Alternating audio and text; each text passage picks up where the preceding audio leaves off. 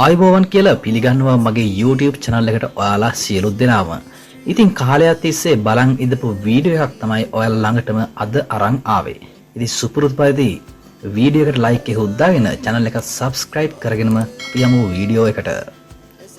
පසුගිය කාලයේ දකුණු කොරියාවට පහසුවෙන්ම යන්න පුළුවන් ක්‍රම සහ වීසා ගැන අපි කතා වුණා. ඇත්තටම ඒ වයින් එක වීසා ක්‍රමයක් ගැන නිරතුරුවම කතා බහට ලක් වුණා. ඒ තමයි E8 වීසා එක.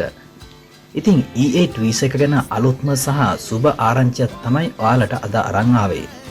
මේ වන විට කොරියාවේ පළාත් පාලන ආයතන වලින් ඇග්‍රීමන්ට් සයින් කරලා ඒ අදාළ ඩොකියුමන්ට්ස් හදලා අද වෙද්දි ලංකාවේ කොරියන් එම්බසි එකට බාර දීලා කියලා තමයි අලුත්ම ආරංචිය වාර්තා වුණේ.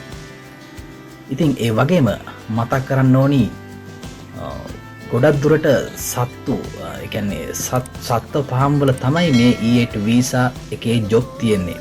කෙටි කාලීන වීසා එකක් නිසා සහ වැඩ පොඩ්ඩක් අමාරු වීසා එකක් නිසා තමයි වැඩ අමාරු ජොබ් තමයි තියෙන්නේ මේ වීසා එක යටතේ. ඉතින් ඒ වගේම කොරියානු ශ්‍රමිකයන් මේ පහම් වල ජොබ් කරන්න අකමැති වීමත් තවත් හේතුවක් වෙන්න පුළුවන්.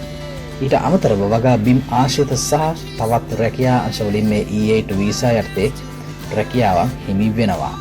ඉතින් ඔන්න ඕක තමයි දැනට E8 වීසා යටතේ තියෙන සුබම ආරංචිය. වෙනත් රටවල් වලින් නම් දැනටමත් කොරියාවට එනවා මෙන්න මේ E8 වීසා එක යටතේ. ඉතින් අපේ එකම බලාපොරොත්තුව මේ වීසා කාණ්ඩයෙන් ලංකාවෙන් පළවෙනි කණ්ඩායම රෙඩි වෙන්නේ කවද්ද කියන එක. අනිවාර්යෙන් ඉක්මනටම මේ වැඩ පිළිවෙල ක්‍රියාත්මක වේවි.